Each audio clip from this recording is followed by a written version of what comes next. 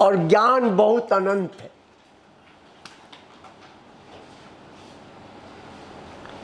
कैसे छोटे से जीवन में इस अनंत ज्ञान को समेटा जाए, ये समस्या है। और इस देश ने हजारों साल तक मंथन करके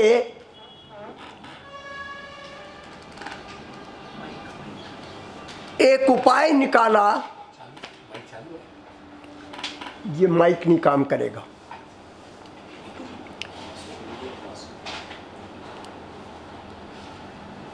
हजारों साल तक मंथन करके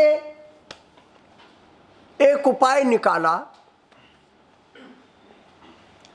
कि हम आधे श्लोक में वो बात कह देंगे जो करोड़ों ग्रंथों में कही गई है। करोड़ों ग्रंथों का मतलब ये कि जो ग्रंथ पहले हुए, अभी हैं और भविष्य में होंगे, उनकी गिनती कौन करे, इसलिए करोड़ों कह दिया।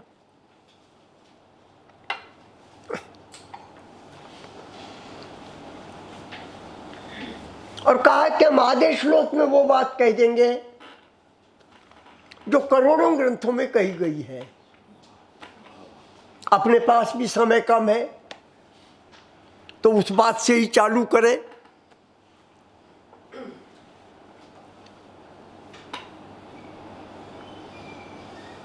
जैसे वो रेत घड़ी होती थी ना, रेत इस तरह भर दी जाती थी एक पात्र में, एक नीचे पात्र रहता था, रेत धीरे धीरे खिसक खिसक कर इस तरफ आ जाती तो 1 घंटा हो गया, फिर उलट दो तो 1 घंटा हो गया। ऐसे जीवन रेत घड़ी है, एक एक क्षण में जीवन फिसले जा रहा है। ऐसे में जल्दी से, इससे पहले कि जीवन पूरा हो, वो बात कह दी जाए। श्लोकार्धेन प्रवक्ष्यामि, आधे श्लोक में वो बात कहूंगा। यदुक्तम ग्रंथ कोटि भी, जो बात 1 करोड़ ग्रंथों में कही गई है। वो कौन सी बात है? ब्रह्म सत्यम जगन मिथ्या। आपके पास जो एक कागज दिया है, इसमें सबसे ऊपर की लाइन यही है।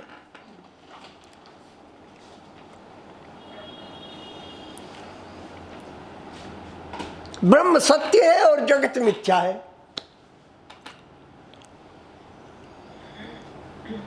थोड़े में छोटी बात कही तो गई, लेकिन इसकी बड़ी बदनामी हो गई। ये कहा भाई ये बेवकूफ़ी की बात है कि संसार को मिथ्या बता रहे हैं। ये सब चीजें अपने को दिख ही रही हैं, मिथ्या कहाँ है? ये बदनामी इसलिए हो गई कि हमने मिथ्या शब्द का अर्थ ठीक से समझा नहीं।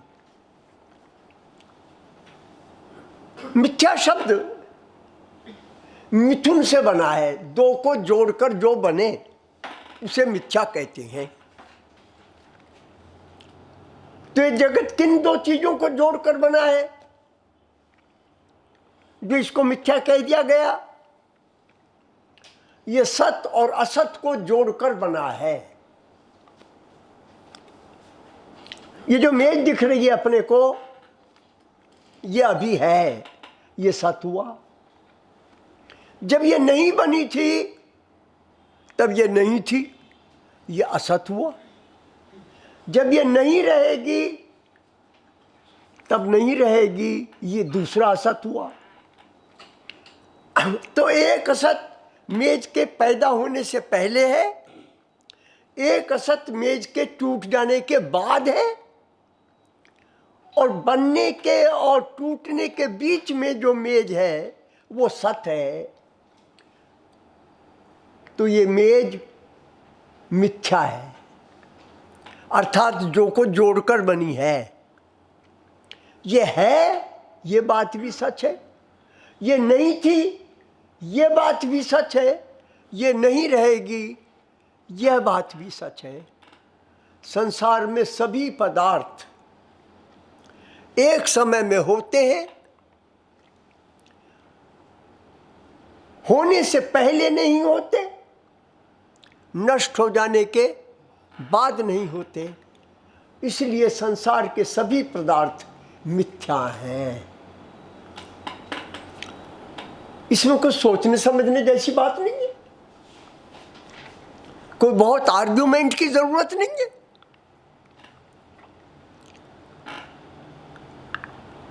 सिर्फ इतना सा सोचने की बात है कि संसार में अगर सभी पदार्थ,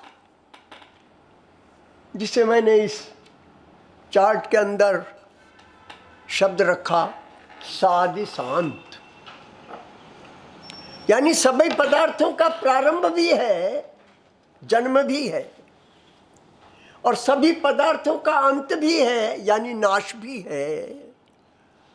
तो क्या कोई ऐसी चीज भी है जिसका प्रारंभ भी नहीं है और जिसका अंत भी नहीं है?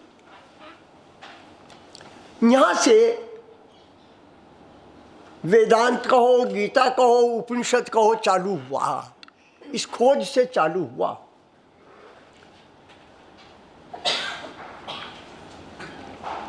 अपने सबसे निकट के शरीर है, जन्म से पहले नहीं था, अभी है, मृत्यु के बाद नहीं रहेगा। तो ये शरीर भी संसार का हिस्सा हुआ। आप लोग विचार करें, क्या कोई ऐसी चीज भी है जिसका प्रारंभ भी नहीं है, अंत भी नहीं है, यानी जो केवल सत ही है, मिथ्या नहीं है?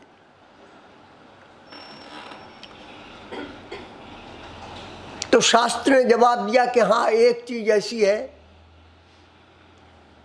जो सत ही है, असत नहीं है।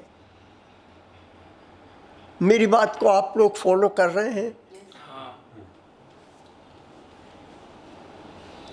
और उस चीज का नाम है जो सत ही है, असत नहीं है। अर्थात ऐसा कभी नहीं था कि वो कभी नहीं थी, और ऐसा कभी नहीं होगा कि वो कभी नहीं होगी। उसका नाम रखा ब्रह्म सत्यम।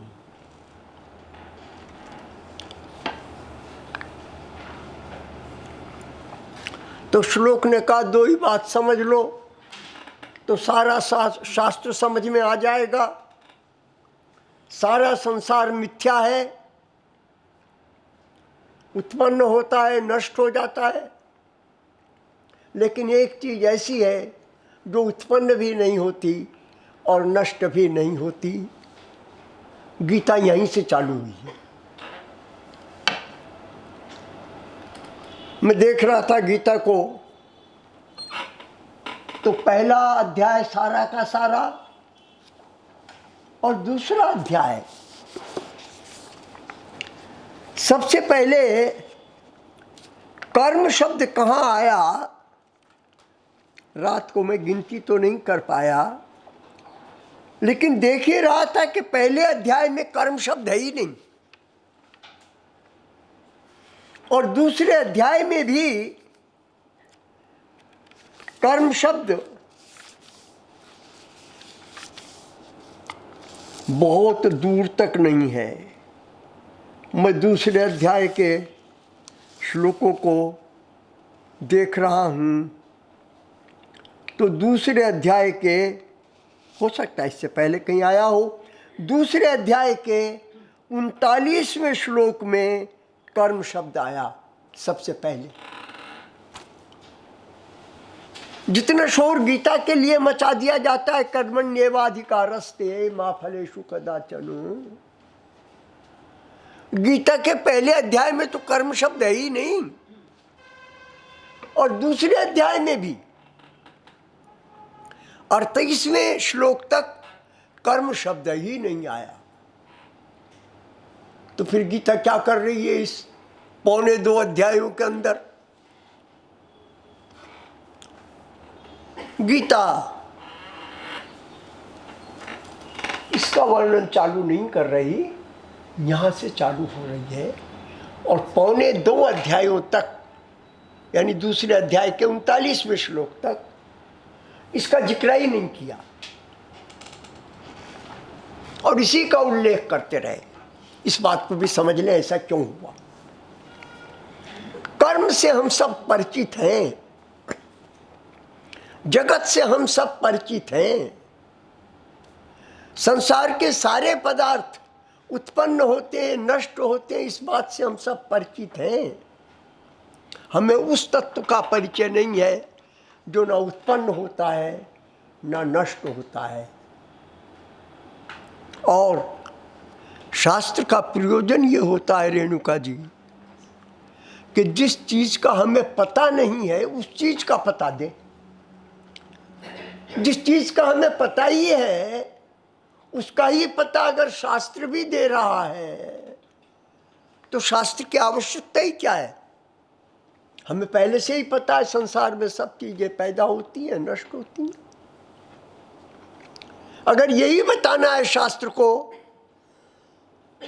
तो शास्त्र बेकार हो गया।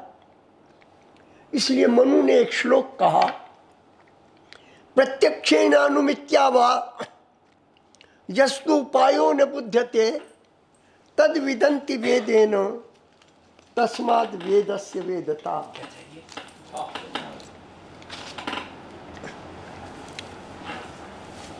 जो बात प्रत्यक्ष के द्वारा न दिखाई दे और जिसका अनुमान के द्वारा भी अनुमान न किया जा सके, वो बात शास्त्र में बताई गई है। यही शास्त्र का शास्त्रत्व है, यही शास्त्र की सार्थकता है। आग गर्म होती है ये बतावे शास्त्र, तो जरूरत नहीं, हमें पता ही है कि आग गर्म होती है।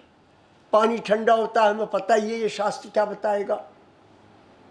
मैं और आप सब पैदा हुए हैं और मरेंगे, ये बात पता है या नहीं है? तो वो जो महाभारत की कथा है उसमें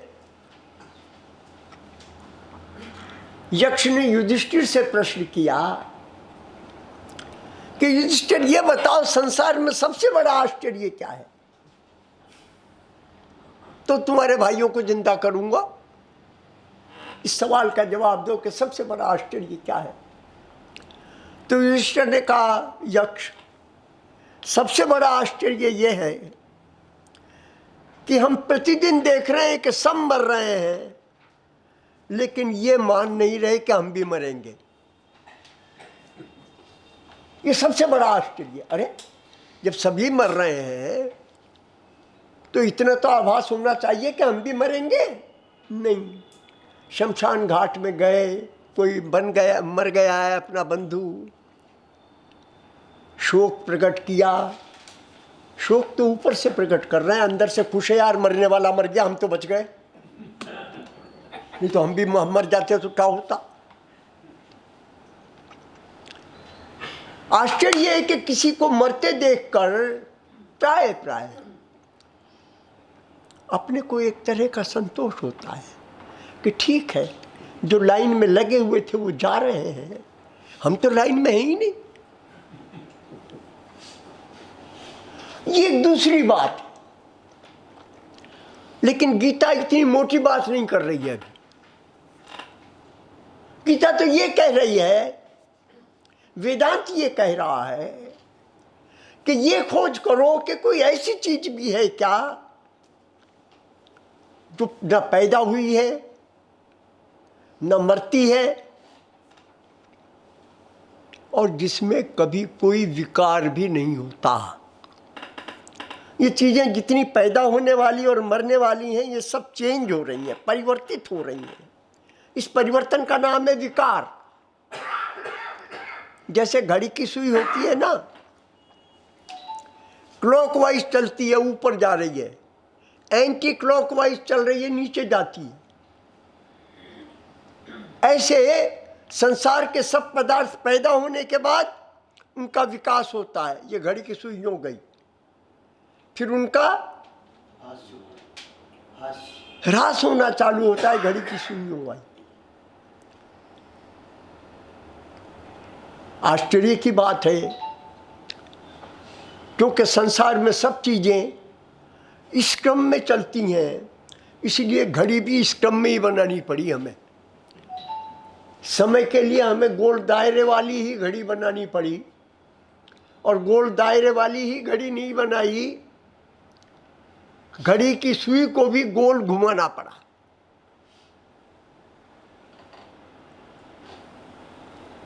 ये कुछ सीधे साधे दिखाई देने वाले तथ्य हैं। जीवन में ऐसे भी गति होती है, ऐसे भी होती है, ऊपर भी जाते हैं, नीचे भी आते हैं। ये काल चक्र है, इसका नाम काल चक्र रख रखा है।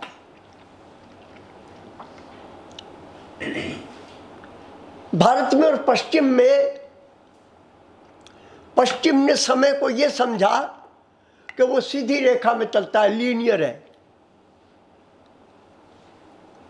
हमने समय को यह समझा कि वो सीधा नहीं चलता है, गोल चलता है। तो हमने उसका नाम काल चक्र रख दिया। और इस काल चक्र में हमने ये देखा कि कोई भी पदार्थ अपने स्थान पर स्थिर नहीं रहता है, और चलता है तो सीधा नहीं चलता है, गोलाकार चलता है। और इसमें से गीता का ये सिद्धांत निकल आया कि अगर बचपन के बाद यौवन आता है, और यौवन के बाद वृद्धावस्था आती है, और वृद्धावस्था के बाद मौत आती है, तो मौत के बाद जन्म आना चाहिए। ये जो हमने काल का गोलाकार स्वरूप देखा, गोलाकार स्वरूप कहां कहां देखा? सत्समीव आ जाए ते पुनः, कठोपनिषद में देखा। बीज है, बोया गया, पौधा बना, फूल आया, फल आया, पौधा नष्ट हुआ, फल नष्ट हुआ, लेकिन उस फल के अंदर एक बीज था। वो बीज दोबारा से पृथ्वी पर गिर गया और दोबारा से पौधा बन गया। तो हमने देखा फसल के अंदर ये चक्र चल रहा है, बीज से पौधा, पौधा से फूल, फूल से फल, और फल से फिर बीज, और बीज से फिर पौधा। तो कठोपनिषद ने इसमें से ये नतीजा निकाला कि चीजें गोलाकार घूमती हैं, सर्कुलर घूम रही हैं। और जब सर्कुलर घूम रही हैं, तो आपसे एक बात निवेदन करूं, ये प्रकृति का नियम है। इसमें जब ऊपर जाए, यूं क्लॉकवाइज ऊपर की तरफ जाए, ये ऊपर की तरफ जाए माने जब विकास हो, जब उन्नति हो, जब प्रगति हो, जब हर्ष हो, ये सुइयों घूम रही है। और जब नीचे की तरफ घूमना चालू करे घड़ी की सुई, जब कमजोर पड़ना चालू हो, ये तो प्रकृति में होता ही है, इस होने को कोई रोक नहीं सकता। And what can not be cured must be endured. इस प्रकृति के नियम का कोई उल्लंघन नहीं कर सकता। जीवन में सुख आएगा, दुख आएगा, हमारी तरफ से हम इसे सुख समझ रहे हैं, इसे दुख समझ रहे हैं।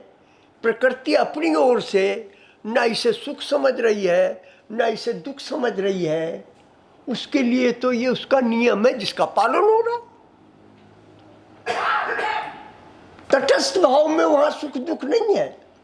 उसमें सुख दुख हमने अध्यारोपित किया है, सुपर इम्पोज किया है। जब यूं गति होती है ऊपर की तरफ तो हम कहते हैं ये सुख है, जब नीचे की तरफ गति होती है तो हम कहते हैं ये दुख है। तटस्थ भाव से प्रकृति में देखें तो प्रकृति का चक्र है, इसमें ना कहीं कोई सुख है ना कहीं कोई दुख है। पता नहीं मैं बोलते समय क्या सोच कर आता हूँ और क्या बोलने लगता हूँ, मुझे मालूम नहीं है। और अपनी बात कह भी पा रहा हूँ कि नहीं कह पा रहा हूँ ये भी मुझे पता नहीं है। यानी अगर प्रकृति से पूछे कि भाई देखो ये बीज से फल फूल बना, पौधा नष्ट हो गया और बीज से फिर फल फूल पौधा बना, दोबारा से पौधा हो गया, इसमें कौन सी चीज तो अनुकूल है और कौन सी चीज प्रतिकूल है? किस चीज को तुम अच्छा मानती हो, किसको बुरा मानती हो, किसको सुख मानती हो, किसको दुख मानती हो? तो प्रकृति का उत्तर देगा इसमें ना कोई सुख है ना कोई दुख है, ना कोई अनुकूल है ना प्रतिकूल है, ये मेरे चलने का ढंग है।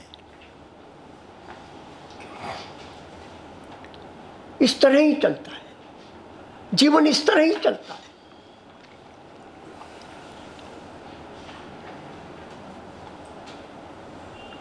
अब प्रश्न ये है कि ये जो चल रहा है, इस चलने के साथ कोई ऐसी भी चीज है क्या जो चल नहीं रही है? उत्तर ये है कि जो चल रहा है ये प्रकृति है, इसे नहीं मालूम कि मैं चल रहा हूं या चल रही हूं, लेकिन एक चेतना है जो देख रही है कि ये चल रहा है। वो चेतना जो इस चलने को देख रही है, वो चेतना नहीं चल रही है।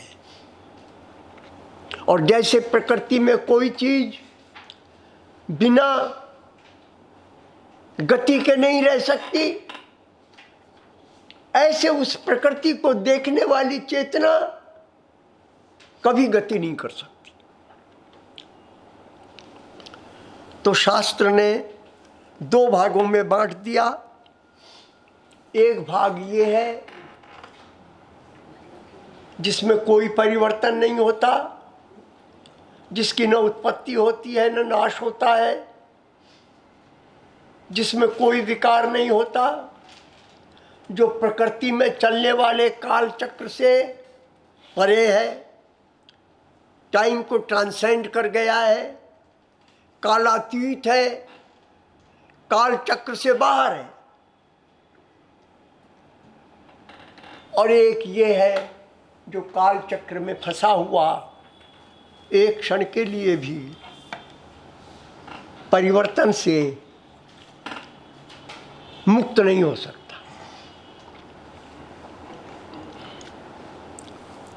जल्दी जल्दी इसको और इसको मैं पढ़ देता हूं। ये संसार है, ये चेतना है। संसार में परिवर्तन हो रहा है, चेतना उस परिवर्तन को जान रही है। संसार में होने वाले परिवर्तन के साथ चेतना में परिवर्तन नहीं हो रहा है, इसलिए संसार में प्रत्येक पदार्थ नश्वर है। एक चेतना ही है जो अजर अमर है। गीता के दूसरे अध्याय में जब भगवान कृष्ण बोलना चालू करते हैं तो श्लोकों की झड़ी लगा देते हैं। कुछ दो चार श्लोक पढ़ के सुनो कैसे भगवान कर्म की चर्चा नहीं कर रहे हैं भैया। ये कर्मण्येव के चक्कर में हम भगवान जाने कहाँ फंस गए, शब्द ही नहीं आया। कर्म की चर्चा करेंगे, कर्म का क्या स्थान है वो भी बताएंगे। कोशिश करूंगा मैं भी वहां तक पहुंच जाऊं, लेकिन अभी तो गीता का प्रारंभ तो देखो। न त्वेवाहं जातु नासम न त्वं नेमे जनाधिपा न चैव न भविष्यामि सर्वे वयमतः परम। अर्जुन ने ऐसा था कि तू कभी न हो न ऐसा होगा कि तू या मैं न रहें। हम इस होने ना होने से सर्वे वयम अतः परम, हम इस होने ना होने के चक्र से बाहर हैं। बड़ी फोर्सफुल लैंग्वेज है गीता की, संस्कृत की लैंग्वेज बड़ी फोर्सफुल है।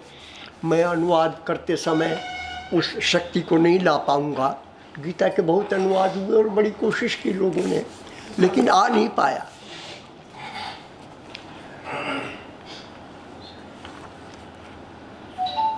नैनम च, ये प्रसिद्ध है श्लोक, यहाँ देखें आपन, मैं अर्थ नहीं करूं, समय बीत जाएगा। नैनम छिंदन्ति शस्त्राणि नैनम दहति पावकः न चैनम क्लेदयन्तापो न शोषयति मारुतः अच्छेद्योऽयं दाह्योऽयं मैक्लोद्यो शेषे एव च नित्यः सर्वगतः स्थाणुर् अचलोऽयं सनातनः अव्यक्तोऽयम् अचिन्त्योऽयम् अविकार्योऽयम् उच्यते तस्मादेवं विदित्वेनं नानुशोचितुमर्हसि। श्लोक पर श्लोक इसके बारे में कहे जा रहे हैं। मैं ये 18 विशेषताओं से गीता में इसका जो वर्णन है उसे संक्षेप में आपके सामने कह दूँ। ये जो सत्य है, ब्रह्म है, ये कूटस्थ है, इसमें कोई परिवर्तन नहीं होता। ये सर्वत्र है, सर्वदा है, ये है,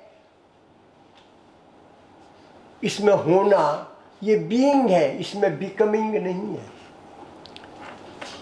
इसका अस्तित्व है, बस अस्तित्व में परिवर्तन नहीं है। ये असीम है, इसकी कोई सीमा नहीं है, अनुपयोगी। ये बड़ी मजेदार बात है, इसका कोई उपयोग नहीं है। उपयोग उन चीज़ों का होता है जो सीमित हो। अब ध्यान करें, क्या कोई ऐसी चीज़ आपके ध्यान में आती है जो उपयोग में आपके आवे और जिसकी सीमा न हो? एक मिनट विचार करें। कोई चीज़ जो हमारे उपयोग में आती है वो लिमिटेड ही है। अनलिमिटेड चीज़ कोई हमारे उपयोग में आती ही नहीं। इसीलिए ना आत्मा क्योंकि अनलिमिटेड है, इसीलिए ना आत्मा हमारे उपयोग में आती है, ना ब्रह्म हमारे उपयोग में आता है। और जो उपयोगिता ढूंढते फिर रहे हैं कि कोई फ़ायदे की चीज़ मिल जाए, उनके लिए आत्मा भी बेकार है, ब्रह्म भी बेकार है, क्योंकि इससे फ़ायदा कुछ होगा ही नहीं, लाभ कुछ होने वाला है ही नहीं। ये तो शीश उतारे भूविधरे सो बैठे घर माई, ये तो घर है प्रेम का, खाला का घर नहीं। मुझे कुछ फायदा हो जाएगा, इस अभिप्राय से गीता पढ़ रहे हैं तो आप अपना समय नष्ट कर रहे हैं। अच्छा है कोई वो किताब पढ़ें जिन किताबों में सफल होने के उपाय बता रखे हैं। मैनेजमेंट की किताबें और दुनिया भर की किताबें, अच्छा उसको पढ़ें, गीता मत पढ़ें।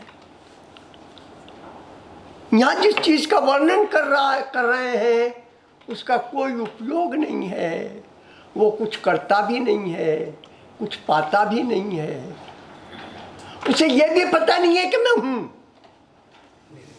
निरहंकार इसे कहते हैं। हमें पता है कि हम हैं, आत्मा को यह भी पता नहीं है कि मैं हूं। ध्यान करें, जहां नहीं होने की संभावना हो वहीं होने की अवेयरनेस होती है। जहाँ नहीं होने की संभावना ही नहीं है वहाँ होने की अवेयरनेस भी नहीं होती। आत्मा में नहीं होने की संभावना ही नहीं है, इसलिए आत्मा में ये जागरूकता भी नहीं है कि मैं हूँ। मुझ में क्योंकि नहीं होने की संभावना है, मैं नष्ट हो सकता हूँ, इसलिए मुझ में यह अवेयरनेस है कि मैं हूँ। मैं हूँ, इसी का नाम अहंकार है। अहंकार का अर्थ घमंड फमंड मत समझ लेना, ये सब ये दर्शन की बात है, ये बोलचाल की बात नहीं है। मैं हूँ, ये अवेयरनेस इस बात की सूचक है कि मैं नष्ट भी हो सकता हूँ। इसलिए असर्ट करता हूँ कि मैं हूँ। ऐसा मत समझ लेना कि मैं मर गया हूँ। है आप गुस्से में आते तो कभी कह भी देते हैं, अरे यार अभी तो मैं जिंदा हूँ, ये मत समझ लेना कि मैं मर गया हूँ। अपने को असर्ट करते हैं, ये आत्मा असर्ट नहीं करती। तो आत्मा बड़ी अद्भुत चीज है। आत्मा किसी चीज से आसक्ति नहीं रखती। ये जो गोल चक्कर चल रहा है, इसमें ऐसे चले के ऐसे चले, आत्मा को कुछ लेना देना नहीं। अब 2-3 बातें आपको आपकी तसल्ली की बतलाऊंगा जिससे आपको खुशी होगी। पहली बात तो गीता ने ये कही, कोई कितना भी बड़ा पापी हो, आत्मा के प्राप्त करने में पाप बाधक नहीं होता। Very good.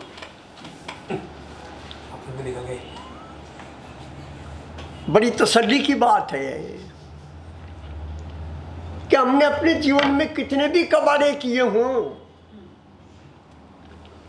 कितनी भी बुराइयां हमारे अंदर रही हो या हों, आत्मा नहीं कहती है कि बुरे का प्रवेश निषिद्ध है, कि पापी का प्रवेश निषिद्ध है। भगवान का वचन सुनाऊं? अरे देखना भैया, ये पहले यार एक ये जो थी मेज शायद लंबी थी, ये छोटी होने लग गई क्या? छोटी हो गई नहीं, बड़ी वाली नहीं आई थी, छोटी वाले चक्कर में आ गई सर। एक्सक्यूज हो गया। मेरे कागज फैले रहते हैं ना भैया, कोई बात नहीं। पापेभ्यः सर्वेभ्यः पाप कृतमः, चौथा अध्याय 36वां श्लोक। सर्वं ज्ञान प्लवेनेव व्रजिनम संतरिष्यसि। अर्जुन, तू सब पापियों में, शब्द सुने, सबसे बड़ा पापी है, तो भी ये ज्ञान की नौका तुझे संसार के सागर से पार उतार दी। तो पहली बात तो तसल्ली की ये है कि अरे मैं तो कैसा हूँ, मैं कहाँ और गीता कहाँ, कुछ नहीं। आप जहाँ हैं वहीं आत्मा है, क्योंकि आत्मा सर्वत्र है। और आप जैसे हैं, आत्मा को उससे कोई मतलब नहीं, क्योंकि आत्मा प्रकृति में क्या कैसा है इसके प्रति उदासीन है।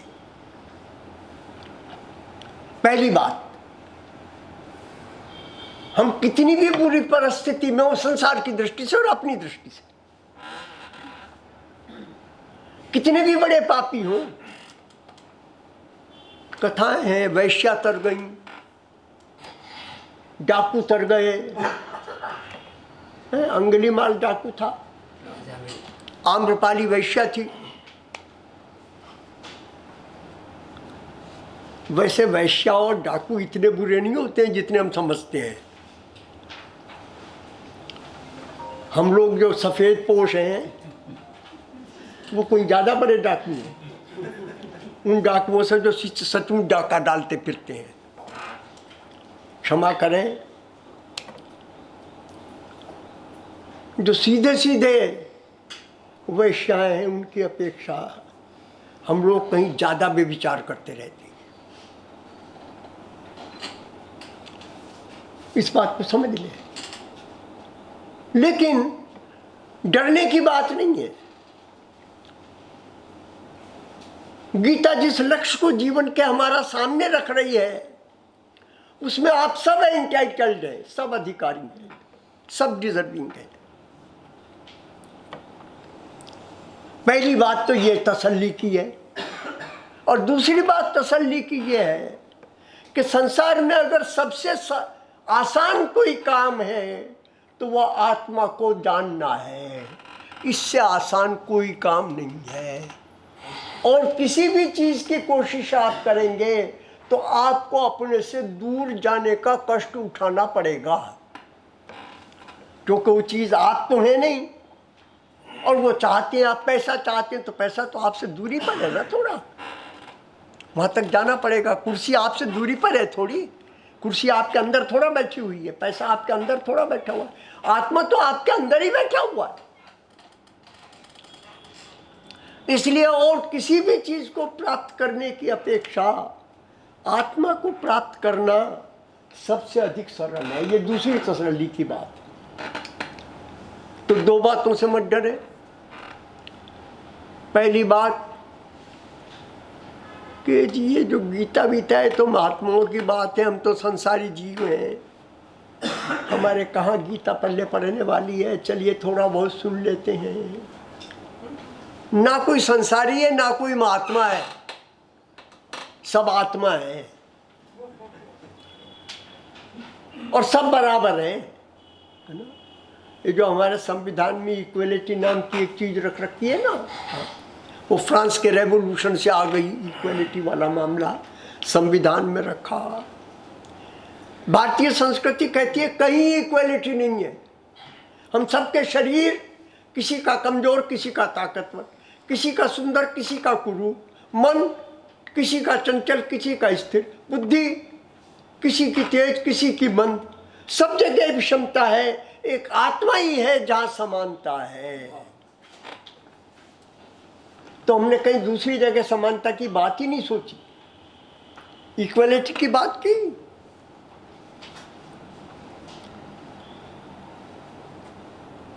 आत्मा के स्तर पर हम सब समान हैं, समान अधिकारी हैं। किसी ने भगवा कपड़े पहने, किसी ने ग्रस्त के कपड़े पहने, कोई भीख मांग कर खा रहा है सन्यासी है, कोई कमा कर खा रहा है ग्रस्त है। कोई अंतर नहीं पड़ता गीता की दृष्टि में। जो जहां है जैसा है वहां वैसा अभी ही सर्वत्र और सर्वदा स्थित आत्मा को प्राप्त कर सकता है। प्राप्त करने का अर्थ भी शंकराचार्य से पूछा है, ये प्राप्त करने का क्या मामला है? आत्मा तो है ही हमारी, तो फिर इसको प्राप्त करने का क्या मतलब है? कहा देखो, यहाँ प्राप्त करने का अर्थ है जानना है? आपन जो जानकार होता है, नोएबल, उसके लिए कहते हैं आप्त पुरुष। वो पुरुष पहुंचा हुआ है, कहां पहुंचा हुआ है? उस पुरुष ने ज्ञान प्राप्त कर लिया है, इसी को आप्त पुरुष कहते हैं। आत्मा प्राप्त होती है का अर्थ होता है आत्मा जान ली जाती है। तो पहली बात मैंने आपसे निवेदन की, तसल्ली की दो तीन बातें।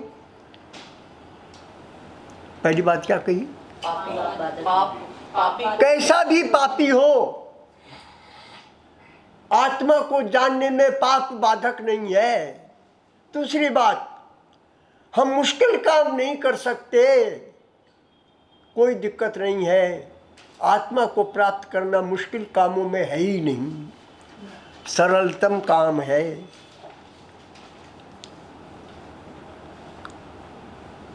और तीसरी बात, सर वो तो सब ठीक है, पर आत्मा को प्राप्त करने के लिए परिस्थिति तो अनुकूल होनी चाहिए ना। घर में लड़ाई दंगाई हो रहा है तो क्या गीता करेगी?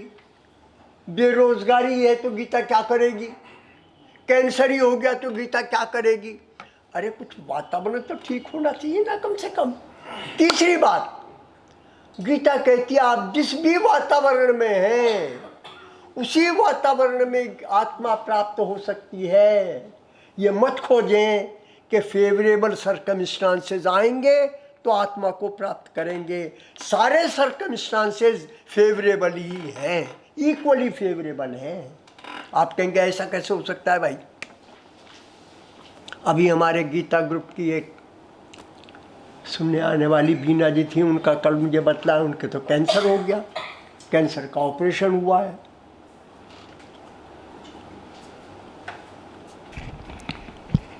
तो परिस्थिति विपरीत हो गई ना, आत्मा में बाधक बनेगी ना।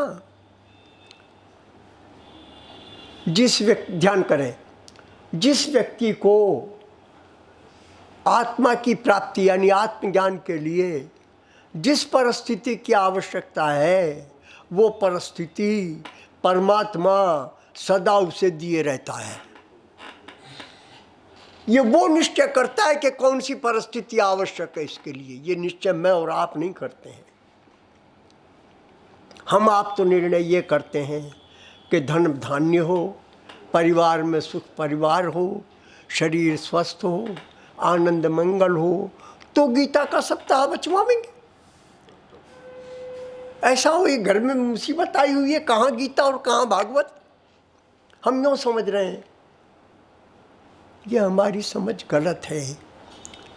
जिस दिन हमारे पास भगवान ऐसा समझेगा कि भागवत का सप्ताह बचवाने का पैसा इसके लिए आवश्यक है, उस दिन वैसा पैसा आ जाएगा। और जब तक वो समझता है कि इसके लिए भागवत बचवाना आवश्यक नहीं है, तब तक पैसा नहीं आएगा। परमात्मा निश्चय कर रहा है, आप जिस प्रकृति में परिस्थिति में हैं, मैं जिस परिस्थिति में हूँ, वो परिस्थिति परमात्मा ने नाप तोल कर इंची टेप से नाप तोल कर प्रोवाइड की हुई है हर इंडिविजुअल को कि ये परिस्थिति इसके लिए आत्म प्राप्ति में सहायक है। गरीबी है तो गरीबी, अमीरी है तो अमीरी, शरीर स्वस्थ है तो स्वस्थ, बीमार है तो बीमार, घर में झगड़ा है तो झगड़ा, प्रेम है तो प्रेम, कुछ भी है। अब ये कि साहब ये तो बड़ी उल्टी बात कही आपने कि परमात्मा ने मेरे लिए ये समझा कि इस आदमी के लिए ज़्यादा ठीक होगा आत्मा की प्राप्ति के लिए इसके कैंसर कर देना चाहिए। अजीब तरह का परमात्मा है भाई। तो श्री अरविंद ने एक बात कही, परमात्मा जिस तरह सोचता है वो सोच अनंत का सोच है। उस अनंत के सोचने को हम शांत मनुष्य जांच नहीं सकते। हमारे सोचने की सीमा है, परमात्मा के सोचने की कोई सीमा नहीं है। परमात्मा क्या समझ के किसके लिए कौन सी परिस्थिति पैदा कर रहा है, इसका वही जो जिम्मेवार है, वही जानकार है, उसे ही पता है। हम अपनी लिमिटेड इंटेलिजेंस से, सीमित बुद्धि से उसका विश्लेषण करना चाहें तो हमें ये लगेगा परमात्मा गलत है। जिन्होंने भी अपनी बुद्धि से सोचना चाहा उन्होंने परमात्मा से इनकार कर दिया। उन्होंने कहा कुछ नहीं यार, ये क्या धंधेबाजी है दुनिया की। किसी के मूर्ख आदमी जो है वो, मेरे बच्चे ने बताया अभी, कोई सूरत में हीरे के व्यापारी हैं गोयल साहब, गुजराती हैं, उन्हें हिंदी भी नहीं आती, अंग्रेजी की तो बात ही छोड़ो, चौथी पास हैं, अरबपति हैं, सिर्फ गुजराती जानते। तो ये क्या मामला है भाई?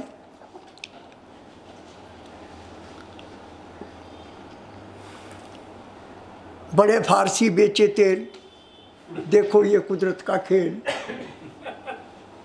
विद्वान भटक रहे हैं, मूर्ख मौज मार रहे हैं। ये क्या हो रहा है? जिन्हें लगा के सब गलत हो रहा है, उन्होंने कहा ये परमात्मा करता है, ये बात ही गलत है। ये बात ही गलत है कि परमात्मा है। नहीं है भी या नहीं ये नहीं कहा, डिक्लेयर कर दिया कि नहीं है। श्री अरविंद ने जरा दूसरी तरह से कहा। उन्होंने कहा पर लगता है परमात्मा को मजाक करना बड़ा पसंद है, तो इसने दुनिया सीरियस मूड में नहीं बनाई है, मजाकिया मूड में बना दी। तो इस संसार के अंदर मजाक ही चल रहा है, सब सीरियसली कुछ चल ही नहीं रहा। श्री अरविंद ने ऐसा कहकर परमात्मा का बचाव कर दिया कि वो मजाक पसंद है उसको, ऐसा कहकर पसंद। लेकिन बुद्ध को नहीं लगा ये, उनका मजाक कुछ नहीं होता, परमात्मा है ही नहीं। महावीर को नहीं लगा कि परमात्मा है ही नहीं। गीता कह रही है वो जो कर रहा है वो आपके हित में है। आपके हित में कैसे है ये वो जानता है जिसकी अनंत, जो बड़ी दूर तक देख सकता है। आप नहीं जान सकते क्योंकि आप सीमित दूरी तक ही देख सकते हैं।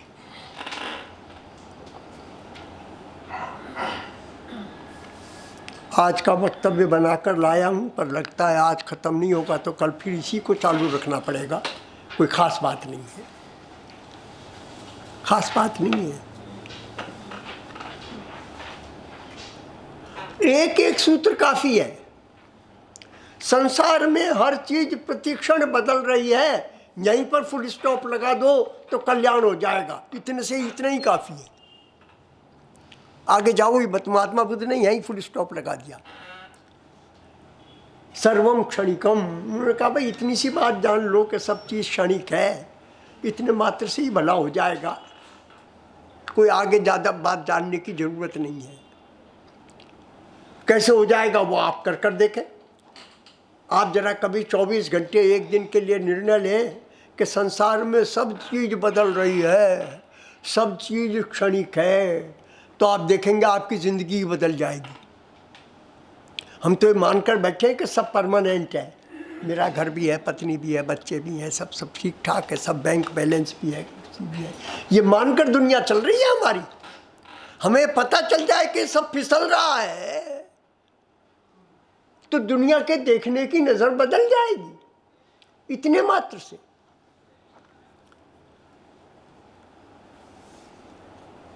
तो कैसा है? निरपेक्ष, इसको भी समझें, और सापेक्ष, इसको भी समझें। सुख दुख की अपेक्षा सुख है, दुख सुख की अपेक्षा दुख है। आनंद किसकी अपेक्षा क्या है? तो सुख और दुख ये रिलेटिव टर्म है। एक के मुकाबले में दूसरे को, सुख के मुकाबले में दुख को दुख कहते हैं, दुख के मुकाबले में सुख को सुख कहते हैं। आनंद किसके मुकाबले में आनंद कहलाएगा? वो निरपेक्ष है, वो एब्सोल्यूट है, सापेक्ष नहीं है, रिलेटिव नहीं है। हम जिस दुनिया में जी रहे हैं, सुख दुख की दुनिया में, वो सापेक्षता की दुनिया है, रिलेटिविटी की है। ये रिलेटिव शब्द आइंस्टीन ने बहुत प्रसिद्ध कर दिया।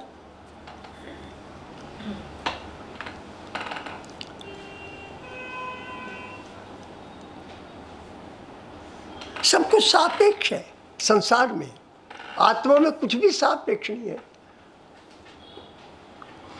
अब इसके आगे मैं चलूँ, इससे पहले मैं यहाँ आना चाह रहा हूँ ताकि आज के लेक्चर का कुछ कंक्लूजन हो जाए।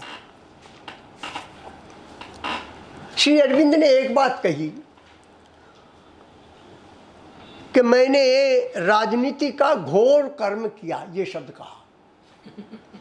गीता में घोर कर्म शब्द आया युद्ध के लिए, लेकिन मेरी आंतरिक शांति कभी भी कहीं गई नहीं। और ये तो मुझे ईश्वर की तरफ से आदेश था कि मैं राजनीति में जाऊं, बम बनाऊं। अगर मुझे ये आदेश हो गया होता कि मुझे व्यापार करना है तो मैं व्यापार भी कर सकता था, और व्यापार करने के बावजूद भी मेरी आंतरिक शांति कहीं नहीं जाती, ऐसी उन्होंने घोषणा की। इसका क्या अर्थ है? इसका ये अर्थ है कि मनुष्य यदि अपने अंदर इस जीवन को जीता है और बाहर इस जीवन को जीता है, तो बाहर के इस जीवन से जीवन चलता रहता है, लेकिन अंतर के जीवन की शांति में कोई अंतर नहीं आता। ये गीता का मुख्य कर्म योग है। कोई मर जाता है तो उस पर वो निकालते हैं शोक समाचार, तो लिख देते हैं महान कर्म योगी, अमुक अमुक अमुक का देहावसान हो गया। हर एक को कर्म योगी बतलाते रहते हैं। कर्म योगी का अर्थ समझ लें। कर्म योगी का ये अर्थ नहीं है कि किसी ने बहुत बड़ा काम करके एक बहुत बड़ी इंडस्ट्री खड़ी कर ली। ये कर्मठ जरूर है, कर्मठ जरूर है, कर्मयोगी नहीं है। बड़ी इंडस्ट्री खड़ी करे या छोटी इंडस्ट्री खड़ी करे, इसका कर्मयोग से कोई संबंध नहीं है। कर्मयोग का संबंध इस बात से है कि बड़ी की है तो बड़ी में और छोटी की है तो छोटी में उसकी आंतरिक शांति तो भंग नहीं हुई। कर्मयोग जाकर यहाँ टिका हुआ है। इंडस्ट्री के बड़ा छोटे होने पर कर्मयोग नहीं टिका है। देखता अखबार में मैं यही हूँ, कोई बड़ा इंडस्ट्रियलिस्ट होता है तो उसको हम कह देते हैं कर्मयोगी। मैं नहीं कह सकता वो कर्मयोगी न हो, ये तो अंदर की बात है, क्या पता उसके अंदर शांति भी हो तो वो सचमुच कर्मयोगी है। लेकिन इंडस्ट्री की लंबाई चौड़ाई देख के किसी को कर्मयोगी घोषित मत कर देना, इसका कर्मयोग से कोई संबंध नहीं है।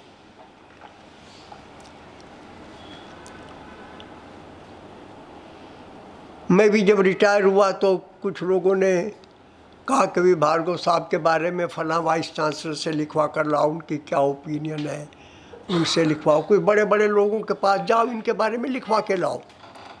तो 2-4 मेरे पुराने वाइस चांसलर्स ने मेरे लिए लिख दिया कि भार्गव साहब एक कर्मयोगी हैं। मैं चौंका, मैंने कहा ये वीसी साहब ऐसा क्यों लिख रहे हैं कि मैं कर्मयोगी हूँ। मैंने पाया उनका जजमेंट गलत है। ये बात तो सच है कि विभाग में रहकर मैंने बड़ा काम किया, ये उनकी नज़र में आया कि मैंने विभाग में तरक्की की, विभाग को आगे बढ़ाया, लेकिन मेरे अंदर शांति बनी रही कि न बनी रही ये तो मैं जानता हूँ, वो तो जानते नहीं हैं। और मैं जानता हूँ कि मेरे अंदर शांति नहीं बनी रही थी, इसलिए मैं कर्मयोगी हूँ नहीं, ये बात मैं जानता हूँ। लेकिन उन्होंने लिख दिया तो छप गया, ठीक है। उन्होंने कहा कि कर्मयोगी हैं, मैंने भी कहा भाई छप रहा है तो छपने दो, सबका ही छपता है। लेकिन सच बात पता रखो, जब भी कुछ उथल पुथल हुई यूनिवर्सिटी में तो मेरी आंतरिक शांति भी भंग हुई। इसका अर्थ ये है कि मैं इसमें लटका रहा, इसको नहीं संभाल पाया। इसका ये अर्थ होता है, इसका ये अर्थ होता है कि मैं दुनियादारी के तरीके से कैसे एक यूनिवर्सिटी में एक हेड ऑफ डिपार्टमेंट को काम करना चाहिए, उसको जितना थोड़ा बहुत समझा, उतनी थोड़ी बहुत समझ के साथ उस काम को किया, उसका यश भी हुआ, विभाग का हित भी हुआ। पर मैं अभी कर्मयोग से दूर ही रह पाया, दूर ही रह गया, उसका उससे कोई संबंध नहीं है। देखें अपन, मैं यहाँ आ जाऊँ जल्दी से, इसको भी कल अपन पूरा करेंगे, पूरे को पढ़ेंगे, लेकिन आज कहीं एक निर्णय पर पहुँच जाएं। और वो निर्णय ये है कि पेरिस लाइन के नीचे के पढ़ रहा हूँ, अंतवंत इमे देहा, सब शरीरों का नाश होने वाला है, कोई शरीर अजर अमर होने वाला नहीं। इस देश में अजीब अजीब खोपड़ियाँ पैदा हुई हैं। बौद्धों के अंदर कुछ लोग ऐसे भिक्षु थे, वो रसायन विद्या पर काम कर रहे थे कि मनुष्य का शरीर मरे नहीं, ऐसा कोई उपाय खोज ले। ऐसा उपाय खोजने वाले भी थे। गीता कहती है ये उपाय बेकार खोज रहे हो तुम, शरीर तो नष्ट होगा ही होगा, कोई उपाय नहीं है कि शरीर नष्ट न हो। जातस्य ही ध्रुवो मृत्यु, पैदा हुआ है वो मरेगा ही। तो फिर क्या करना, जीवन का क्या करना है? अगर जीवन का अंत मृत्यु है तो जीवन में क्या करना? गीता ने बड़ी बढ़िया बात कही, श्री कृष्ण ने बहुत बढ़िया बात कही। जिसमें समाज का हित होता हो, सबका हित होता हो, संसार के नश्वर होने के बावजूद, शरीर के नश्वर हो जाने के बावजूद, जीवन का अंत मृत्यु है इसके बावजूद, जिसमें सबका भला होता हो उसे धर्म कहते हैं। और वो कर्म करना ही चाहिए जिसमें सबका भला होता हो। और गीता ने एक बड़ा कठोर वचन कह दिया कि तुम कहीं इस आत्मज्ञान और ब्रह्म ज्ञान के चक्कर में उन कर्मों को छोड़ दोगे जिन कर्मों से दूसरों का भला होता है, तो मामला सिर्फ इतना ही नहीं है कि तुम पुण्य से वंचित रह जाओगे, तुम्हें पाप भी पकड़ लेगा। क्योंकि तुम संसार में आए हो तो एक प्रयोजन से आए हो, और वो प्रयोजन ये है कि हमें सबके भलाई के लिए प्रयत्न करना है। तो अर्जुन कह रहा था मैं नहीं लड़ूंगा, तो श्री कृष्ण ने उसको बहुत बड़ी धमकी दी, अच्छेत्तम इमं धर्म्यम संग्रामम न करिष्यसि। ये जो धर्म, जस्टिस के लिए, न्याय के लिए जो युद्ध लड़ा जा रहा है, ये तू नहीं लड़ेगा स्वधर्मम कीर्तिम च, तो तू अपने कर्तव्य से च्युत हो जाएगा और कीर्ति भी तेरी नष्ट हो जाएगी। इतना ही नहीं है, पापम अवाप्स्यसि, तुझे पाप लगेगा अपने शरीर को, अपनी वस्तुओं को, अपने पदार्थों को, अपनी पावर को जो हमें मिला है या मिली है, उसे अगर हम दूसरों के भलाई में इस्तेमाल नहीं करते हैं तो हम चोर हैं। ये दूसरों की भलाई करने के लिए मिला है, अगर ये नहीं करेंगे तो पाप होगा। पर अर्जुन का प्रश्न दूसरा था। अर्जुन ने कहा जी ये कर्तव्य तो मैं पूरे कर दूंगा, लड़ाई भी लड़ लूंगा, लेकिन अपने भाई बंधुओं को मारूंगा, इसका पाप लगेगा कि नहीं लगेगा? किसी की हिंसा करने का पाप लगेगा कि नहीं लगेगा? तो कृष्ण ने उसका जवाब दे दिया, पाप लगेगा अगर तू इस दुनिया में रहकर सुख और दुख में उलझा रहा, अगर तू इससे ऊपर उठकर सुख और दुख से ऊपर आ गया तो पाप नहीं लगेगा। सुख दुखे समे कृत्वा लाभा लाभौ जया जयौ ततो युद्धाय युज्यस्व नैवं पापम अवाप्स्यसि। इस बात को समझ लें। सुख दुख को समान समझने का अर्थ है आप आत्मनिष्ठ हैं। अरे ऐसा मत समझ लेना कि सुख होता है तब ये दौड़ लगाना है कि भाई सुख तो हो गया पर मुझे खुश नहीं होना, दुख हो गया दम लगाना है कि मुझे विचलित नहीं होना। ऐसा नहीं, ये नहीं कहा जा रहा है। कहा यह जा रहा है कि समझना कि ये सुख और दुख से तेरे ऊपर कोई प्रभाव ही नहीं पड़ा, इसका नाम समता है। वो कोशिश नहीं है, वो ज्ञान है। समझें इस बात को। It is not an effort कि आपको कोशिश करनी है कि सुख दुख में समान रहना है। It is the piece of knowledge. ये ज्ञान का हिस्सा है कि आप समझें कि सुख और दुख आपकी आत्मा की समता में कोई बाधा नहीं डालता। ये ज्ञान मार्ग है ना। जब कोई दुख में हो, वैसे सुख में तो किसी के पास मैंने किसी को जाते नहीं देखा कि देख भैया सुख दुख में ज़्यादा सुख दुख नहीं करना चाहिए, तू ज़्यादा सुख मत मना, बर्थडे पे ज़्यादा नाच कूद अच्छा नहीं है, ये डोल ड्रम अच्छा नहीं है, सुख। ऐसा तो मैंने किसी को कहते नहीं सुना आज तक। कोई कहता हो तो पता नहीं, कहना तो सुना भी चाहिए। अगर दुख में कहना है कि तू विचलित मत हो तो सुख में विचलित मत हो, ये भी कहना चाहिए असल में तो। पर ये नहीं कहते हम यही कहते हैं दुख में विचलित। दुख में विचलित न हो ये नहीं कहना चाहिए। कहना ये चाहिए कि सुख दुख में आत्मा पर कोई प्रभाव ही नहीं पड़ता। बात खत्म हो गई। चाहिए वाह्य का प्रश्न नहीं है ये। It is not a code of conduct. ये आचार संहिता का कमांडमेंट नहीं है कि सुख और दुख में समान रहो। ये कमांडमेंट नहीं है, ये ज्ञान है कि सुख और दुख में आत्मा की समता बनी ही रहती है। ये कमांडमेंट नहीं हुआ, ये ज्ञान हुआ। बनी ही रहती है। कृष्ण ने जवाब दे दिया, अगर इस ज्ञान के साथ कि सुख और दुख में, लाभ और हानि में समानता बनी रहती है, इस आंतरिक शांति, इस आंतरिक समता के साथ युद्धाय युज्यस्व, अगर तू युद्ध करता है तुझे पाप नहीं लगेगा। अगर तू कर्तव्य कर्म नहीं करता है तो पाप लगेगा।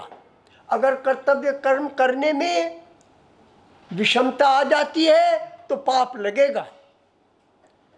कर्तव्य कर्म करना भी है और कर्तव्य कर्म करने में आंतरिक शांति भी नहीं खोजनी है तो ही तू पाप से बच सकेगा।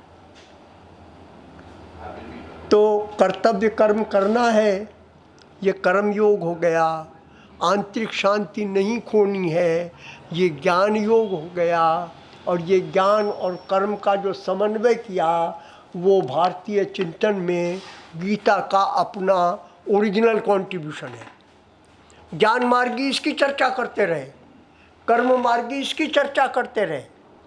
इसका नाम उत्तर मीमांसा रखा, इसका नाम पूर्व मीमांसा रखा। ये एक दूसरे से झगड़ते रहे।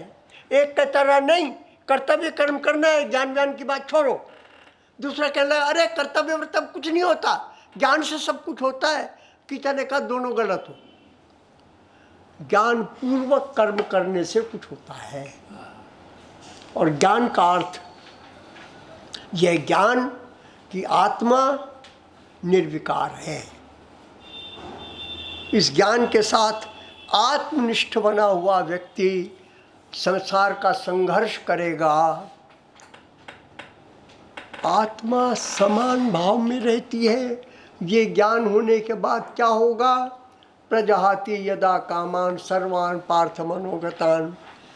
कोई इच्छा रहेगी नहीं, आत्मा में कोई फर्क ही नहीं पड़ता किसी चीज़ से, तो इच्छा का प्रश्न ही कहाँ है। लेकिन घड़ी का प्रश्न है। और ये बात जो मैं कहना चाह रहा हूँ वो इतनी महत्वपूर्ण है कि उसे जल्दी जल्दी घास नहीं काटना चाहता। कल इस बात को अपन देखेंगे कि कैसे गीता अत्यंत विस्तार से 18 के 18 अध्यायों में इसी बात का प्रतिपादन करती रही, बार बार बार बार। आंतरिक शांति भंग कैसे न हो, आत्मनिष्ठता कैसे बनी रहे, और बाहर का व्यापार सारे संसार के उपकार के लिए कैसे काम में लाया जाए। इन दो किनारों के बीच में, ज्ञान और कर्म योग के बीच में गीता जब चलती रही तो गोयल साहब एक बात गीता ने और कह दी। अभी तो मैंने कहा मेरे जितने भी शक्ति है, मेरे पास कुर्सी है, पद है, पैसा है, प्रतिष्ठा है, उसका उपयोग सबके भलाई के लिए करना है। ये बात जरा छोटी बात है। उससे बड़ी बात गीता ने कही, उस सब का उपयोग भगवान की प्रसन्नता के लिए करना है। अरे भगवान की प्रसन्नता कहाँ से बीच में आ गई? जिसको मैंने ये कहा सबकी भलाई के लिए करना है, वासुदेवाय सर्वमिति, वो सभी तो भगवान है। और कौन से भगवान की भलाई? मनुष्य को मनुष्य मानकर उसका उपकार नहीं करना है, मनुष्य को नारायण, नर को नारायण मानकर नारायण की सेवा करनी। ये समाज सेवा का आदर्श हमारे यहाँ जो है वो मनुष्य की सेवा नहीं है, भगवान की सेवा है, क्योंकि मनुष्य भगवान ही है। मैंने कहा इसमें जल्दी जल्दी घास काट दूंगा, ये तो अच्छा नहीं होगा। इतना इम्पोर्टेंट है, इसे कल चलाऊंगा मैं, क्योंकि गीता का मुख्य योगदान है, जीवन के लिए बड़ा महत्व का है। हम कर्म में ना अटके रह जाएं, हम ज्ञान में ना भटके रह जाएं। दोनों को कहाँ साथ लेकर चलना है। कृष्ण कैसे जगह जगह अर्जुन को सावधान कर रहे हैं। अर्जुन कभी ज्ञान की बात करने लगता है तो कृष्ण तत्काल कहते हैं अरे कर्म मत भूलना। कर्म की बात करने लगता है तो तत्काल कहते हैं ज्ञान को मत भूलना। अर्जुन कभी इस नाव पे सवार हो जाता है, कभी उस पर हो जाता है। कृष्ण से बार बार बतला रहे हैं तुझे दोनों को एक साथ लेकर चलना है। ये गीता का भारतीय संस्कृति को नहीं, पूर्व मानव जाति को एक अनोखा योगदान है। आप गीता सारी पढ़ेंगे, मैं मानकर चल रहा हूँ 3 दिन के बाद गीता का। मैं ये कोशिश कर रहा हूँ कि मैं एक कुछ बिंदु, कुछ बीज डाल दूँ, जिन बीजों के द्वारा जब आप गीता को पढ़ें तो गीता के श्लोक की गहराई को नाप सकें। शब्द तो शब्द है, पर उसमें क्या गहराई है वो नाप सकें, ये कोशिश कर रहा हूँ मैं। गीता को आप पढ़ेंगे, लेकिन गीता के पढ़ने के बाद अगर आप बाइबल और कुरान को भी पढ़ जाएं तो आपको पता चलेगा गीता केवल भारतीय साहित्य, भारतीय संस्कृति में ही नहीं, पूरी विश्व की संस्कृति में एक अनोखा योगदान दे रही है। और एक बात और आपको बतला दूं, गीता जिस आदर्श को हमारे सामने रख रही है वो आदर्श अभी तक हमारे जीवन में घटित हुआ नहीं है। गीता भविष्य की पुस्तक है, अतीत की पुस्तक नहीं है। उसे अभी घटित होना बाकी है। हो गया है, 2-4 लोगों के जीवन में हो गया। व्यापक स्तर पर यह आदर्श घटित नहीं हुआ है, इसलिए गीता का लाभ हमारे देश को नहीं मिल पाया। कुछ व्यक्तियों को मिल गया, अलग बात है। वो कि व्यापक स्तर पर आवे, उसके लिए हम लोग जैसे ग्वाल बाल अपनी अपनी छड़ी लगा के गोवर्धन पर्वत की उठाएंगे तो भगवान, लेकिन हम भी अपनी छड़ी लगावें, हम उस तरफ चल सकें। और वो जिस तरफ हम जाना चाह रहे हैं, वो बात खाली राष्ट्र की नहीं है, पूरे विश्व की है। वो आदर्श केवल भारत के लिए नहीं है, पूरे विश्व के लिए है। पीस विद प्रॉस्पेरिटी, संपन्नता भी होगी, शांति भी होगी। कभी हम संपन्नता की तरफ भागते हैं तो शांति खो देते हैं, और कुछ लोग ये बेचारे शांति की तरफ भागे, वो लंगोटी लगा के रह गए, उनके संपन्नता का प्रश्न ही नहीं आया। ऐसे भी लोग रह गए कुछ। ये हुआ। कैसे दोनों का समन्वय होगा, इसकी चर्चा कल फिर करेंगे हम। मैं अपनी बात कह पा रहा हूँ नहीं कह पा रहा हूँ, मुझे समझ में नहीं आ रहा है, क्योंकि हम लोग एक तरह से वो बात नहीं कह रहे हैं जो हमें पता है, समझ लें। वो नहीं कह रहे हैं जो आमतौर पर कहा जाता है। मेरे बच्चे ने अभी एक टीवी मेरे कमरे में भी लगा दिया, पापा कम से कम समाचार तो देख लिया करो। अरे मैं कहा समाचार पत्र में पढ़ लेता हूँ, लग गया तो लग गया, मैंने मना नहीं किया, अच्छा लगा, रहने दे। मैंने एक दिन इसको अपने अटेंडेंट को कहा, यार ये सत्संग सुनते होता है, जरा ये भी सुनवा मुझे क्या सत्संग हो रहा है। सब लड़खड़ाया हुआ है मामला, मैं भी लड़खड़ाए हुआ में ही शामिल हूं। कभी इधर झुक जाता हूं, कभी उधर झुक जाता हूं। संत महात्मा भी कभी इधर झुक जाते हैं, कभी उधर झुक जाते हैं। दोनों के बीच में जिस संतुलन की बात श्री कृष्ण कहना चाह रहे हैं, वो अभी भविष्य में घटित होगी। हम और आप उसमें सहायक बनेंगे, ये हमारा योगदान होगा। कल फिर हम लोग मिलेंगे अगर भगवान ने। मैं इतने दिनों के बाद, शरीर मेरा जर्जर हो चुका है, बीमारी से भी, बुढ़ापे से भी, डर रहा था कि बोल पाऊंगा या नहीं बोल पाऊंगा, लेकिन बोल पाया ना। मैं वो रास्ते में, हे भगवान कहीं रास्ते में गाड़ी ना रुक जाए, पता नहीं है, क्योंकि इतने दिनों बाद मैंने, मैडम कल आपको गाना पड़ेगा, आपको आज नोटिस दे दिया मैंने। अरे ये गलत है भाई। हाँ, मुझे बीच में आराम मिल जाएगा ना थोड़ा सा, और लोगों को थोड़ा आनंद आ जाएगा, दोनों ही बात है। हाँ, है ना। एक गैप तो करेंगे ही करेंगे, हो सकता है दो भी करें, हो सकता एक कर देंगे, ठीक है ना। हाँ, कल करना है आपको, ठीक है, अपन कल मिलेंगे।